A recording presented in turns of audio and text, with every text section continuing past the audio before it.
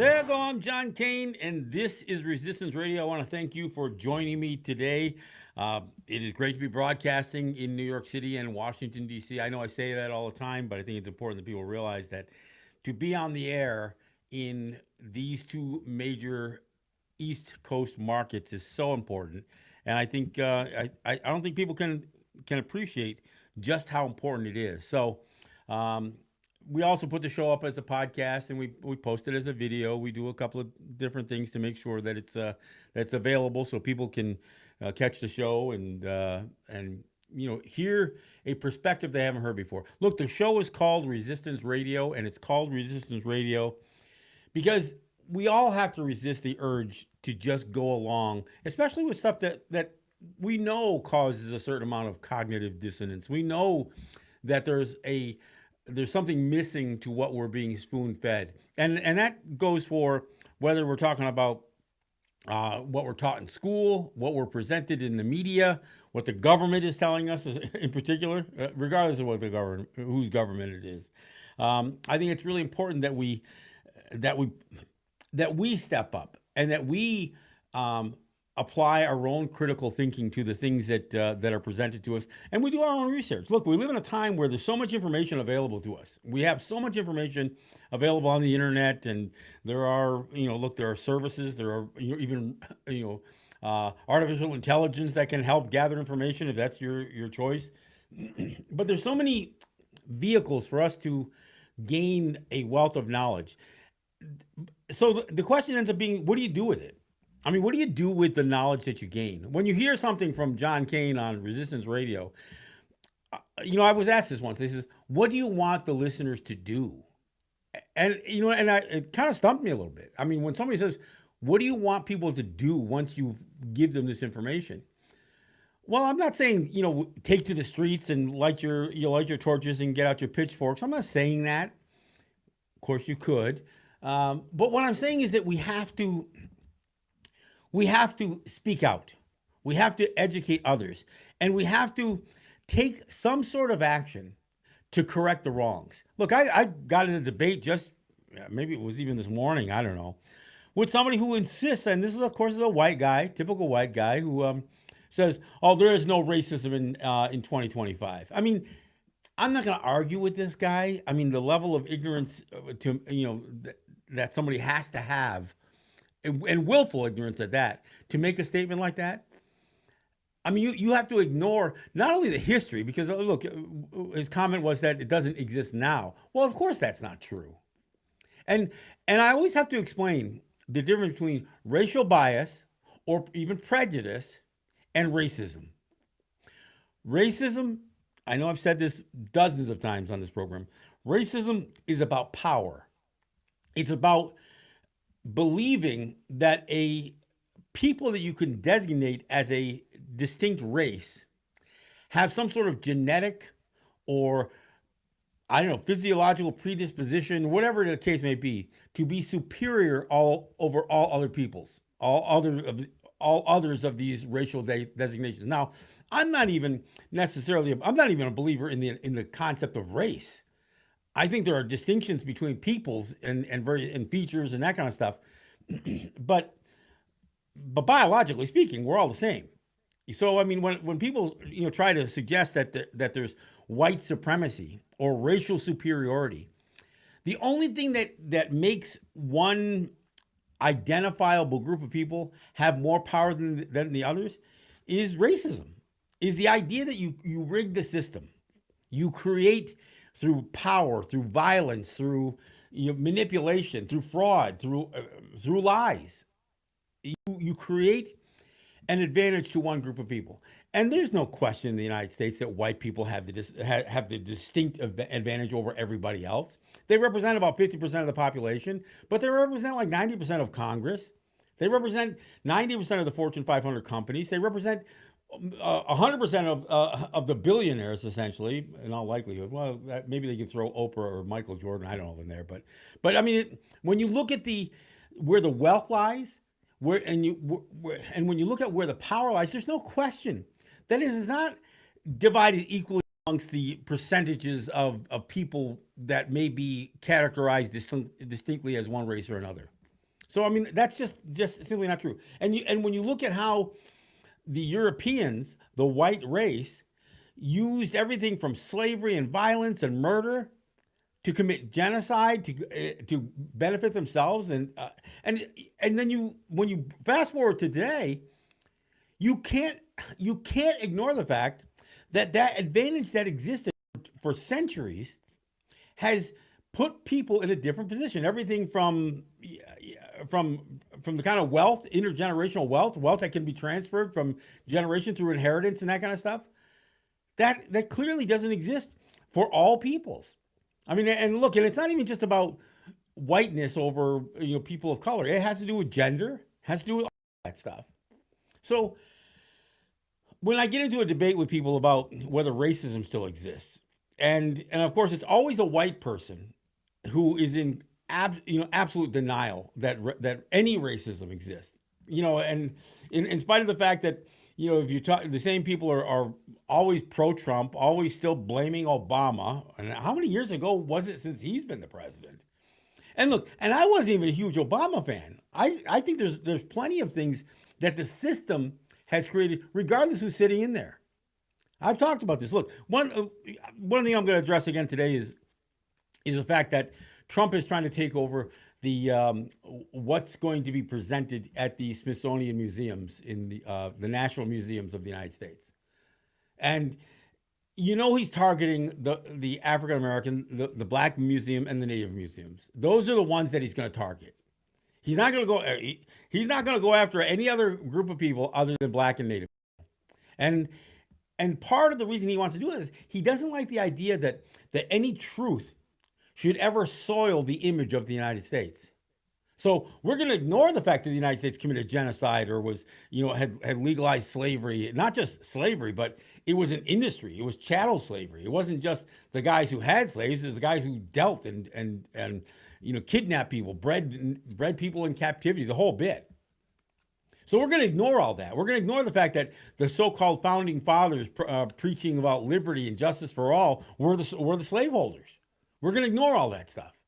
We're going to ignore the fact that everything that they said when they talk about equality was only equality that was being promoted amongst white people.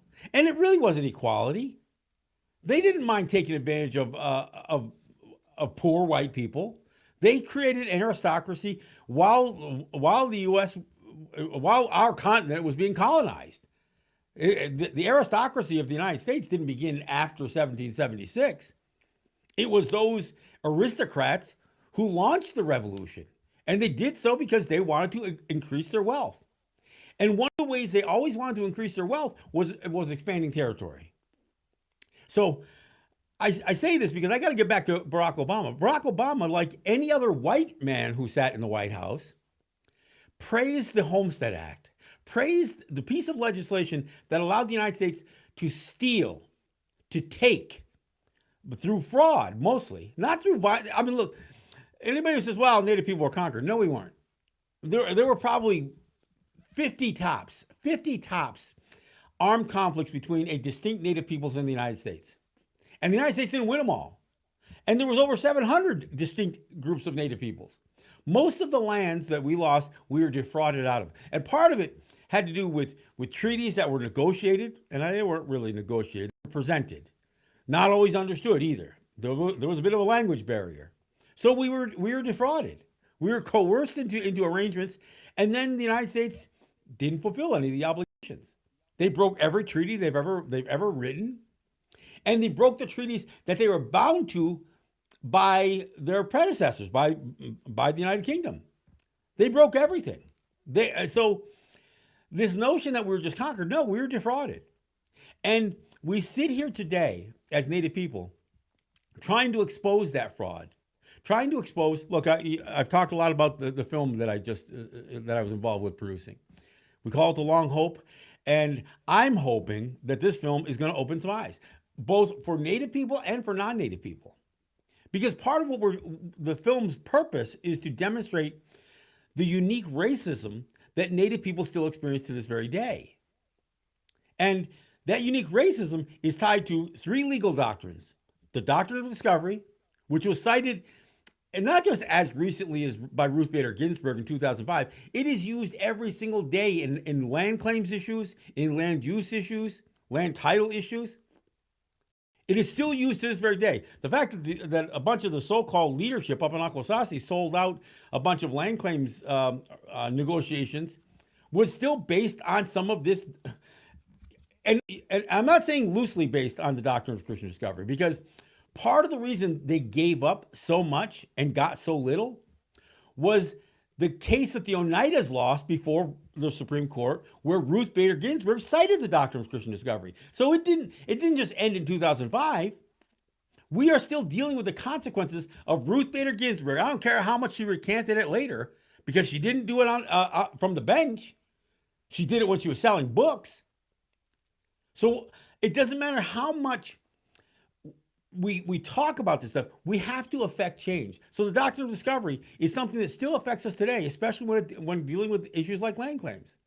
And of course, the trust doctrine, where the United States literally appointed themselves our trustees and designated us as their wards, which is illegal. I mean, there's no legal basis for this thing. But our people kind of accept that. You're going to hear Native people talk about, well, the United States has a trust responsibility. No, they don't. They are not our trustees. We didn't make them our trustees. Nobody with any authority to do so made them our trustees. Nor were we ever somehow mysteriously rendered to a level of incompetence that we need to be designated as wards of the federal government. And it's, my friend Stephen Newcomb did a great job kind of exposing a few issues related to the terminologies that we use. He talked about the word sovereignty and the fact that the courts have repeatedly talked about the diminishment of our sovereignty, going way back to 1823 with the Chief Justice John Marshall and the Johnson v. McIntosh case, where he codifies the doctrine of discovery. But he literally gets into this notion that our sovereignty was necessarily diminished once white Christian folks laid their eyes upon us. He literally equated the discovery of our lands and our peoples with conquest. And he called it an extravagant pretension, which is a euphemism for a lie. But he said, if you're going to assert that lie in the first instance and maintain that lie and then build upon that lie, we can make that lie truth. Even though the reality is it was never asserted in the first instance. He didn't assert this until 1823. We already had a whole long list of treaties that the United States had entered into, including some with the Six Nations, where they acknowledged that we owned our lands. They acknowledged that we weren't conquered. In fact, all of the data, all of the research, all of the notes, all of the historical record associated both with the Articles of Confederation and the negotiation for the U.S. Constitution make it clear that there was never any intention by the Founding Fathers to somehow render us a conquered people. They just left us off the page. They just excluded us from what they were doing when they were forming their government. That's what they did. Excluding Indians not taxed. That's what it says in the Constitution. So how did they include us? How could they just absorb us? We didn't offer an annexation treaty. We didn't apply for citizenship. Oh, some people may have. So we have this, and then there's the worst of the three: doctrine of discovery, trust doctrine. The worst of the three is what they call the plenary powers doctrine. And I know I've talked about it, and that's what my film was about. And this is where justices, since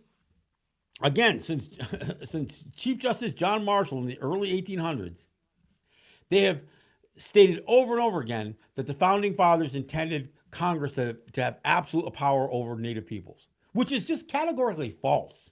Like I said, there's nothing in the historical record that suggests that the Founding Fathers, the framers of the Constitution, or anybody else ever believed they could just declare that we were a conquered people. For one thing, they hadn't even met half of the vast majority of us when they wrote these things.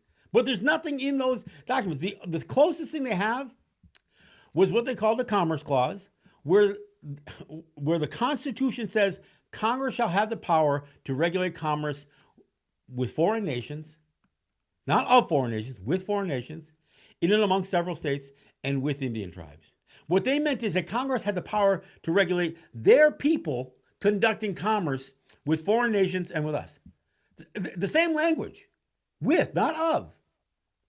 So Congress never intended for the framers, or the framers of the Constitution never intended for Congress to have power over the entire world. And that's the logic that you have to use to get where they got to. Now, there are justices on the Supreme Court who question whether this plenary powers doctrine really exists. Believe it or not, it doesn't come from the liberal justices. It's not coming from Kagan, not coming from Jackson, not coming from Sotomayor. No, Clarence Thomas and Sam Alito. These are the two who have clearly stated their opposition to this notion of plenary powers. I mean, it's hard for us to seek solace from these guys. I mean, they represent, white supremacy, and even though Thomas is black, as strongly as anybody that's ever sat on the court. But because they tout themselves as these strict constitutionalists, they look at the Constitution and they can't see what other justices have said over the years. And now it becomes, they call it stare decisis, but this isn't even stare decisis because there's no established law. This is legal doctrine. It's not law. Legal doctrine is an interpretation by the courts. They build laws upon those legal doctrines, and that's why we have what we have now. I mean, we have the United States forcing Native people, if they want to do gaming on their territories, to get in bed with the states. So that's how we end up with Kathy Hochul extorting $500 million out of the Seneca people because of federal law, based on the plenary powers doctrine, based on us being too incompetent in the eyes of white men to run our own businesses. We're not only too incompetent, but too untrustworthy. And there's no other way to interpret it. We have been doing gaming long before the Supreme Court ever even addressed gaming. And when they did, all they could say, we don't have any, we have no statutory framework. We don't have any laws in place about native gaming. So the states can't claim to have control over native gaming, nor can the federal government, because we never addressed it. In the absence of never addressing it, what the court was saying, so we have the legal right to do it. However, that same court, and this is going back to 1988, they said Congress can prohibit gaming if they want to. So even though they make a full acknowledgement that we have the right to do this, they said, but Congress has the power to take anything away from Native people. Plenary powers, that's what they said.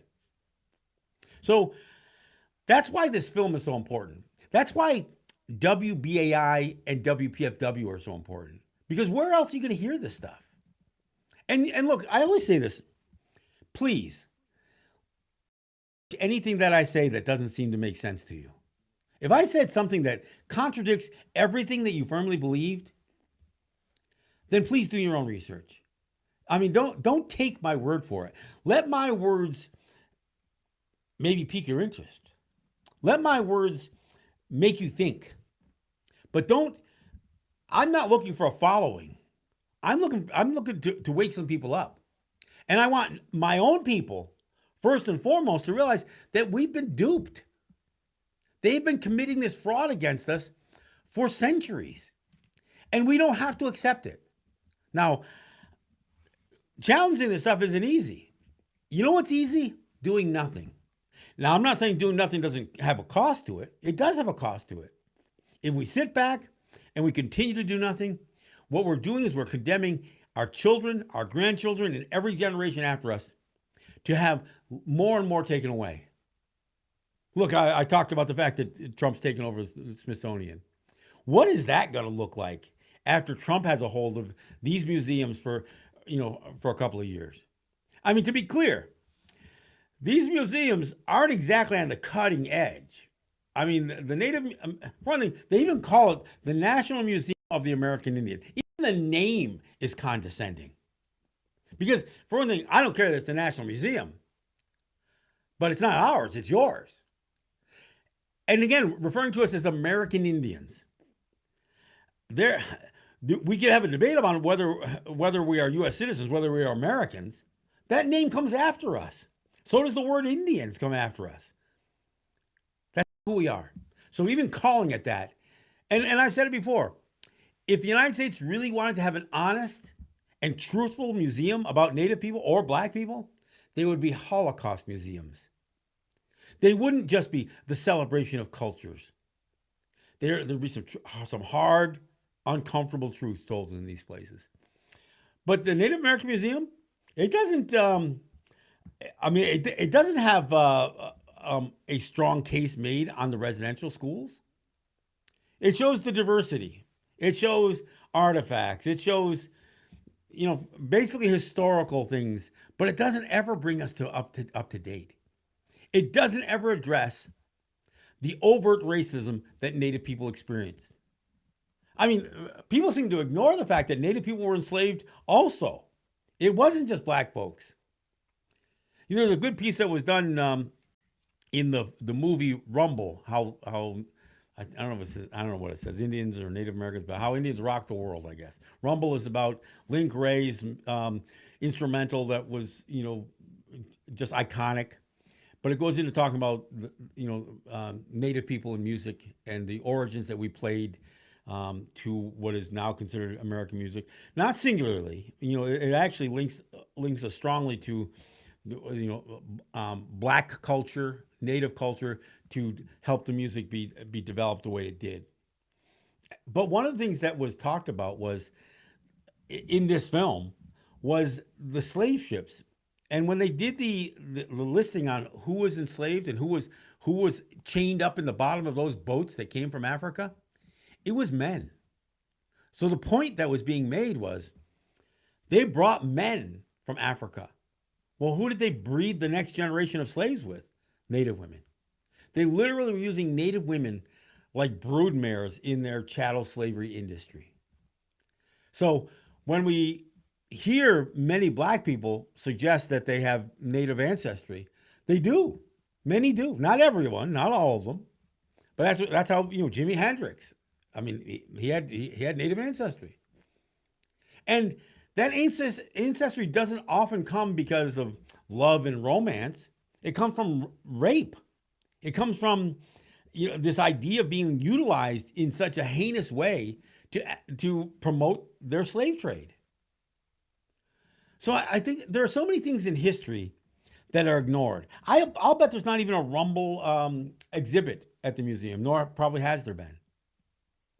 And I suspect getting our film, The Long Hope, screened at the museum, even the one in New York, is probably a pretty big hill to climb. I sent it down. I sent it to my friends down in New York, the Native Museum in New York. But I haven't gotten a call back yet. I hope I will. And I will seize the opportunity to do a screening down there. But this isn't what these museums usually do. And I've heard people talk about the African American Museum as well, and some of the stuff that was whitewashed. But can you imagine what Donald Trump is going to do if all he wants to do? He's still promoting this idea that slavery was a good thing. Well, it was good for white people. So was stealing our land good for white people. Again, I got to go back to Barack Obama talking about the Homestead Act. He talked about how important and how singularly beneficial the Homestead Act was. Why? Because the way that, look, we see how everybody talks about economies. They always have to be growing. Economies have to grow. If there's not growth, then there's recession. That's what they say, right? So how do you, in a limited, finite world, how do you keep growing?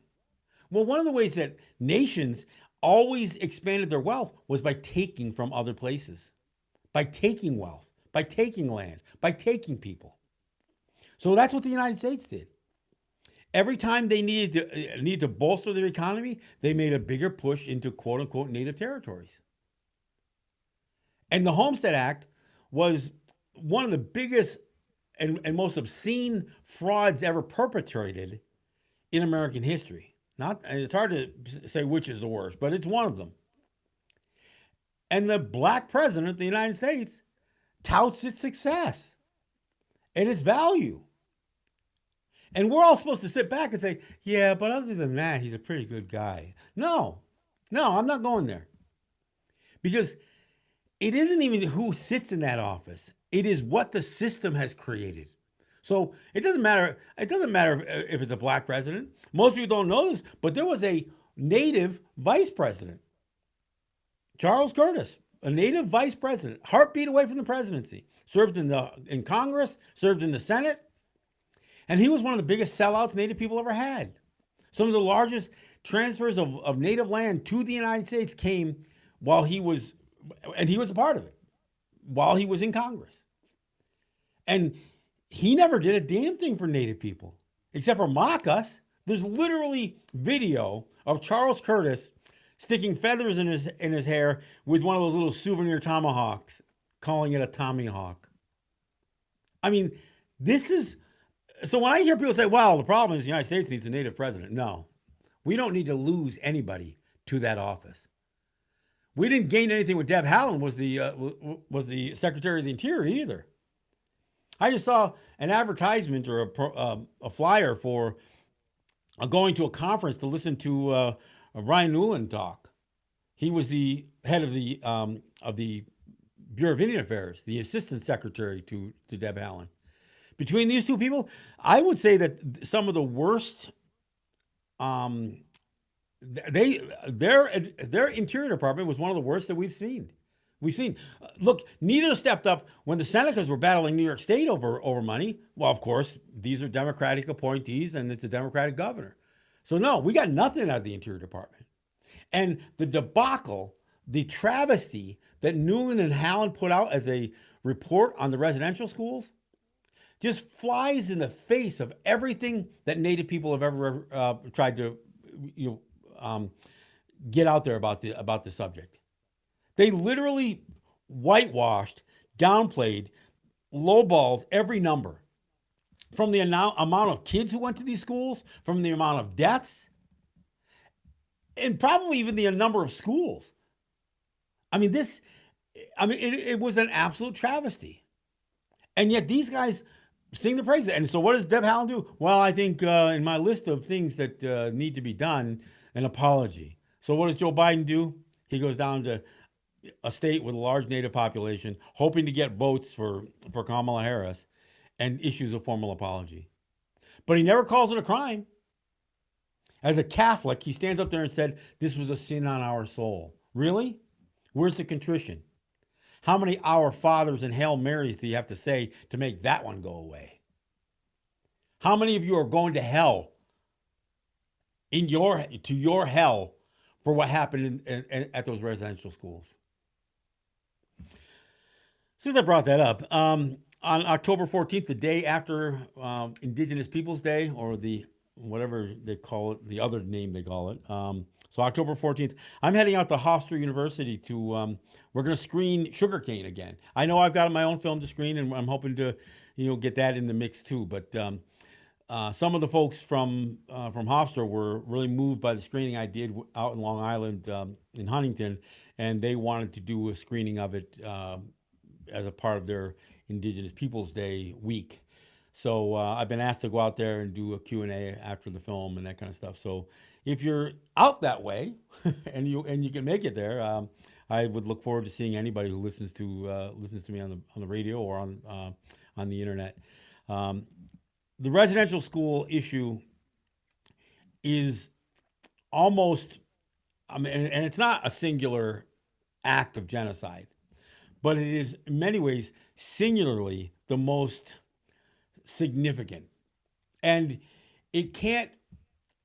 the whole idea of residential schools is almost the definition of genocide. Genocide has the international community recognizes 5 overt acts that constitute genocide. And they all have to be done with the intention of destroying a people. And one of them is to kill people. Well, we had tens of thousands of children died in these schools. Some through abuse, some outright murder, some neglect, some just dying because of the elements and the lack of health care, or dying trying to escape. But tens of thousands of children died in these schools. So the causing of death, yeah, check.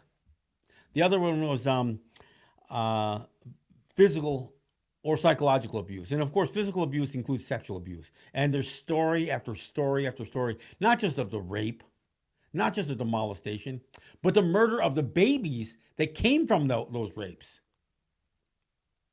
So yes, the physical abuse, the torment, the torture. And why would you torture kids?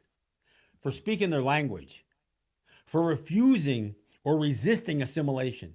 That's what the kids were beaten for. That's what they were abused for. They were abused for being Native people. And I always got to say this. The irony is that while Native kids were being beaten and having the Indian killed in them, kill the Indian, save the man. I'll talk about that in a minute. But to be in these institutions of forced assimilation, while white kids were having their schools choose Native mascots. And they could play Indian till their hearts desired. They could steal our identity in outright mockery in schools across the United States, while our children were being beaten for being Native people, for really being Native people, and trying to practice or cling on to any semblance of that identity. So our identity can be mocked, stolen, borrowed, whatever you want to call it, imitated through school mascots and through universities and pro teams, all of it. But our own children were beaten for having that identity. You can't make this stuff up. So that's the second one. The third one has to do with doing anything to interfere with childbearing, reproductive abilities, not just rights, but childbearing. And girls, both boys and girls were sexually abused so much that it was bound to interfere with things like reproduction. But girls were sterilized. These schools had power of attorney to do anything, including surgeries, unwanted, unapproved surgeries. So these girls were sterilized in these schools as a part of the program. As a part of it was actually a form of eugenics. We're not going to allow, and because they targeted full bloods, because they figured, well, okay, if we already got like some half breeds in these schools, maybe we don't need to sterilize them because they're on their way. They're on their way to the whole blood quantum zero reduction, phasing people out through this idea of blood quantum. So it was Native girls who were full-blooded who were targeted for sterilization. That was third. The other two basically had to do with taking the children in the first place, just taking our children and taking them from Native homes and putting them in custody of non-Native peoples. The other one, which is actually number 3 on the list, I kind of skipped over. The other one is doing anything that creates the conditions to destroy people, like killing our language, like prohibiting any aspect of our culture to survive. See, people like to say, well, the residential schools represented cultural genocide. There's no such thing as cultural genocide. There's just genocide. If you beat a child and you tell them everything about who they are is evil, satanic, and must be purged from them, if you have a policy that says, kill the Indian, save the man, and that's what the phrase was. And it wasn't just a metaphor. I've said it before, I'll say it again. Metaphors don't require graveyards. Metaphors don't require unmarked or marked graves. Metaphors imply that you're killing a part of somebody. Well, there were many children that had all or part of them killed in these schools. And because you killed a part of it, you killed generation after generation. And keep in mind, these things existed for 150 years. I mean, that's 5, 6, 7 generations right there. So the trauma that would exist, what they call the intergenerational trauma, look, what happened in those schools would affect generations to come. You cut ties, relationships, especially amongst the women. Many of our societies were matrilineal. So the relationship between grandmother and mother and daughter and the aunts and cousins, the bond amongst the women in our community was among the most bonds. And that was destroyed. It was belittled. It was crushed through the sexual abuse and the deviance that ran these schools. And who ran these schools? Church folks. This was I call it the unholy marriage between church and state. Yeah, we can talk all day long about the separation of church and state. Well, there was no separation of church and state at residential schools. The federal government paid churches to do this to our children. And look, you can't have this kind of abuse take place in school after school after school after school on both sides of the US-Canadian border. It's not a coincidence.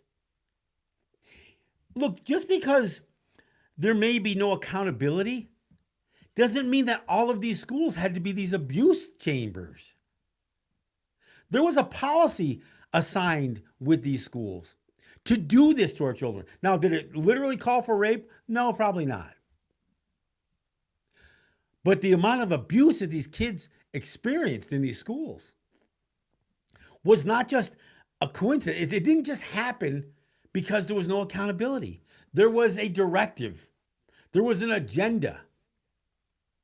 These schools were supposed to be created to eliminate us.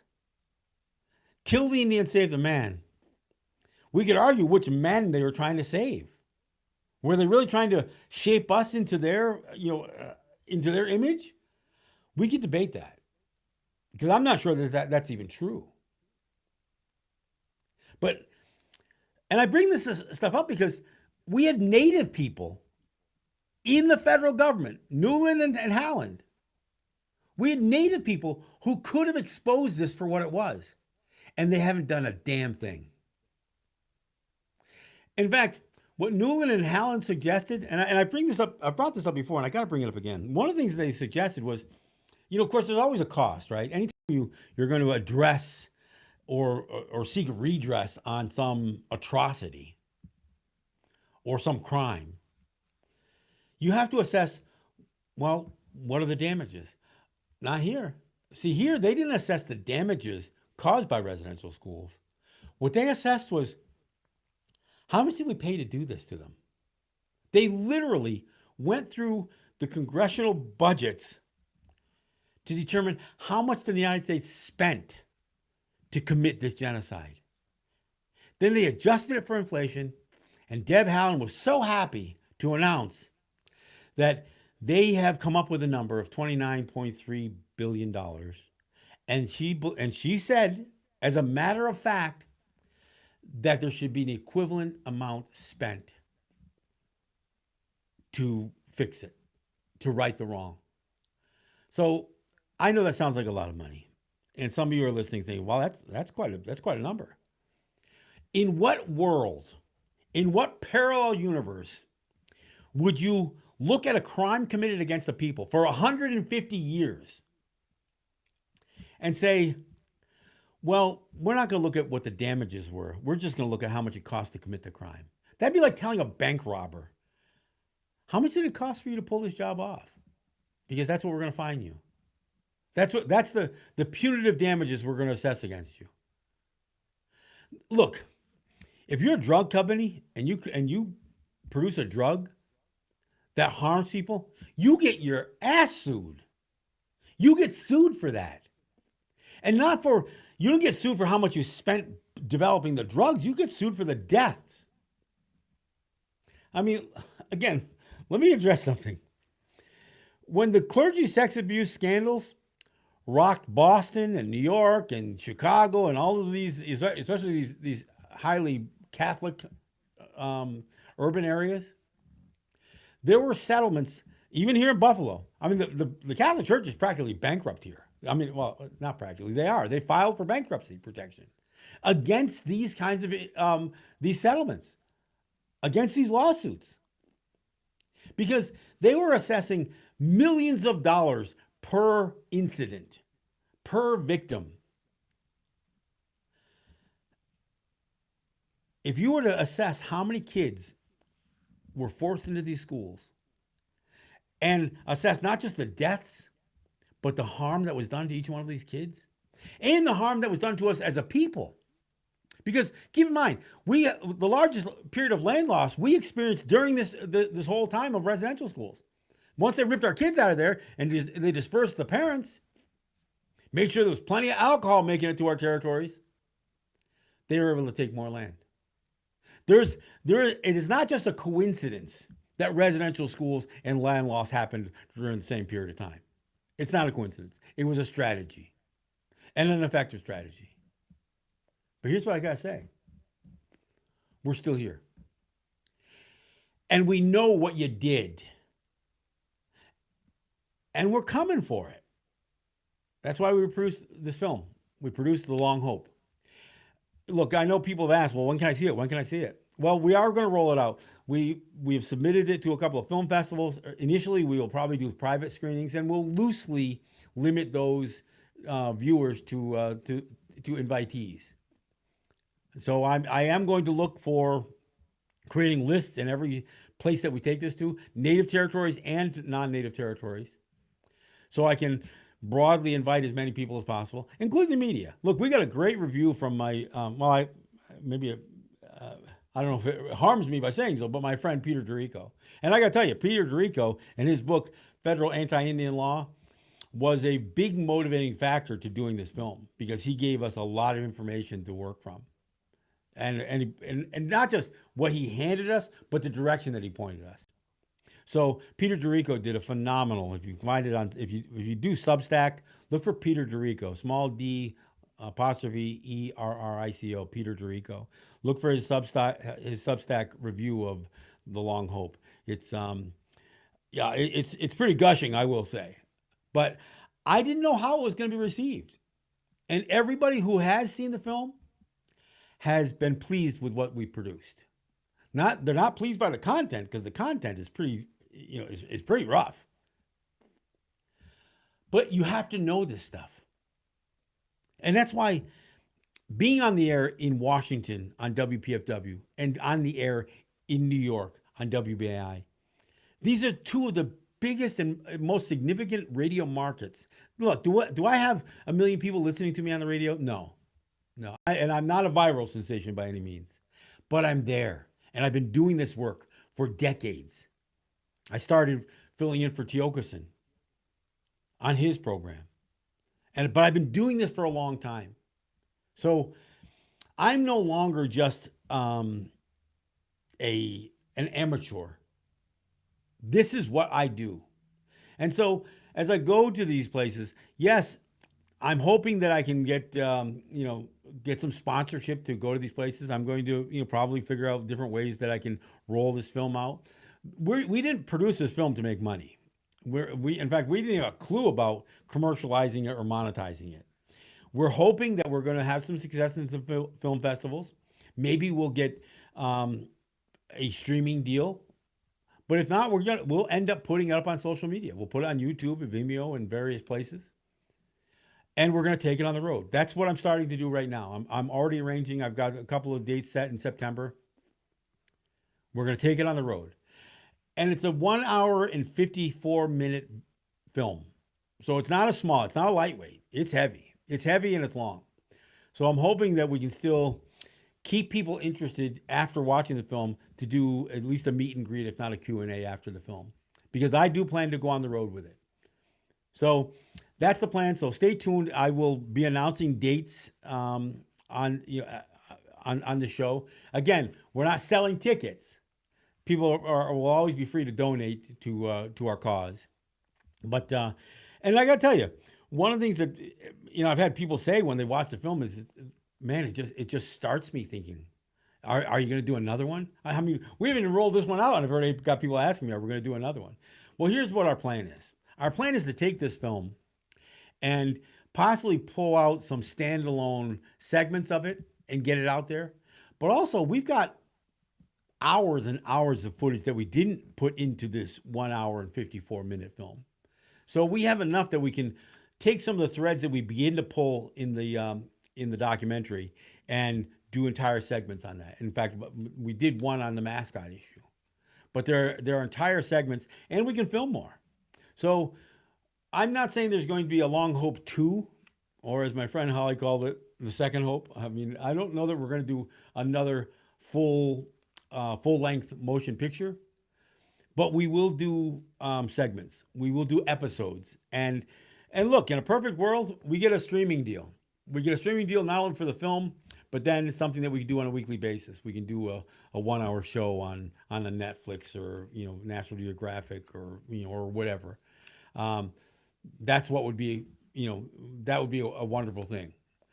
There is a lot of stuff that people don't know, and it's my job. It's not just the job that I was hired to do. It's what I was destined to do.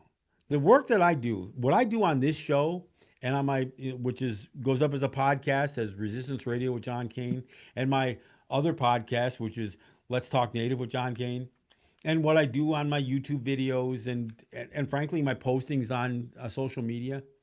This is what I do. And I got to tell you, the film, when we first started, I thought we could just do a series of interviews, but it didn't work out that way. I ended up writing the entire narrative for the film. So even though we have multiple speakers, I didn't write any scripts for the interviews, but all of the narration, I wrote it all. So my writing juices are flowing. So I might get myself back to try to work on the book that I started a couple of years ago. But I do have to say, this film, it wasn't cheap to produce. And we didn't get any philanthropic money, no film boards, no artist guilds, no donations from the Seneca Nation or any other nation, no major entrepreneurs on any of our native territories made any contributions. We pitched this idea for years. In fact, we thought, well, maybe we could do something and get this thing done for, $150,000 if we shot it all ourselves and we didn't really hire out professionals to do it. But that's not what we did here. This film is beautiful. I mean, this film is captivating. It has been well produced, and frankly, it's going to completely break the narrative that you've been spoon-fed all these years. But I got to give credit. Ross and Holly John, Ross, who is and Holly, they sponsor what I do here. The fact that I can do this show and travel and do this kind of thing is possible in large part by one family. And yes, they are in business, and they took their business revenue and they funded this film, completely funded it themselves. Yeah, there's those of us who put some sweat equity into it, and I'm not trying to diminish that. I put a lot of effort into this film.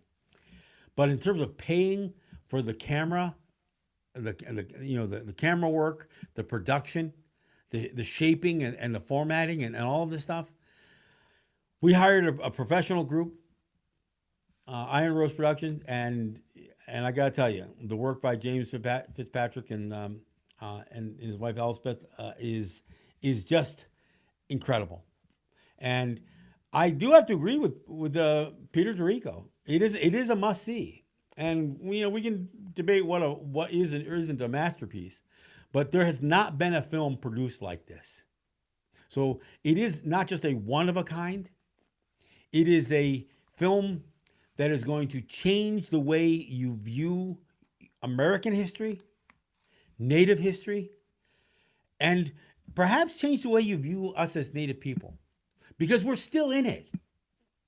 One of the things it's not in the film, but one of the problems I have with the word indigenous isn't necessarily any written definition that I ever saw of it. I mean, if you look at the definition of indigenous, it seems like it's appropriate. The problem isn't what it's defined as, what an indigenous person is, it's how it's used. What's the narrative? And this is, again, the kind of work that guys like Peter Dorico and Stephen Newcomb do. When you understand the narrative that goes along with how these words are used, whether it's words like sovereignty or indigenous in the international community has come to mean the people who are the descendants of the once free and independent people. It's like they've disassociated us with being those people, but rather merely the descendants of them. I'm not just a descendant of my ancestors. I am those people. We are those people. I'm still the same people, even though we have suffered centuries of oppression. We're still here.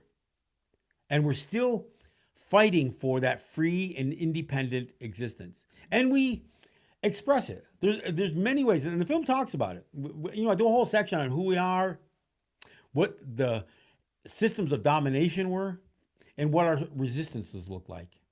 Yeah, we fight the state. We fight the federal government. And I mean literally fight. I didn't even include the Gunazadage / Oka crisis. That's a fight all by itself. But I included everything that we've done to fight taxes, everything that we've done to fight New York State, everything we've done to fight for our right to exist and try to establish economies, because they don't want us having any of that stuff. Everything, again, when the courts tell Congress, you have the authority to tell Native people what they can and can't do in our territories. You know what we say? We say, oh, hell no, you don't. And we'll fight you. Because today, right, even today as I sit here, New York State believes that they have a right to collect taxes on the sale of products that we sell on our territories. They don't, because they can't, but they still argue that if we sell a carton of cigarettes or a gallon of gasoline, that they have a legal right to collect a tax off of that sale, even though it's on our territory. So the states never conceded. I mean, they concede in practice, but not in word. So we sit here, and every day, we never know at what point you get a governor that has a Trump complex and decides to send in the National Guard. We don't know. Our very existence is a question mark. Because by designating us wards of the federal government, by trying to impose their citizenship upon us, where does it leave us? I'm not a U.S. citizen. So if I'm not a U.S. citizen, what am I? According to how the United States views a person within their continental borders, their national borders, I'm essentially, for all intents and purposes, an undocumented immigrant in the eyes of the United States. Now, I'm not worried about ICE coming to pick me up. I mean, I have a birth certificate, I have documents, but I don't claim to be a U.S. citizen. So if you're not a U.S. citizen, then you have to assert that you are a lawful permanent resident. Well, I'm not a permanent resident of the United States. I live on the Seneca Nation territory of Cattaraugus. It's where I do the show from. And I know I've talked about some of this stuff, but I don't think people fully grasp it. And instead I'd be, well, you're kind of white looking. You could white pass, so you're not in any real jeopardy. No, it's not about that. It's not about whether somebody believes I look native enough or not. It's who I am. I'm not an American. I'm not a citizen of the state of New York. I don't vote in your elections. I don't pay your taxes. I really don't. So the question is, where does it leave me? I mean, I literally cannot leave the United States because they insist that I get a U.S. or a Canadian passport to do so. And to do so, I'd have to acknowledge or accept U.S. or Canadian citizenship, which I will not do. That's what we talk about in the film. So look, I want to thank you guys for listening. I hope that you'll support WBAI and WPFW. It is so important to support these radio stations. Look for us on YouTube, look for us on Facebook, and of course, look for us in the archives of WPFW and WBAI. Thanks for listening. I'm John Kane, and this is Resistance Radio.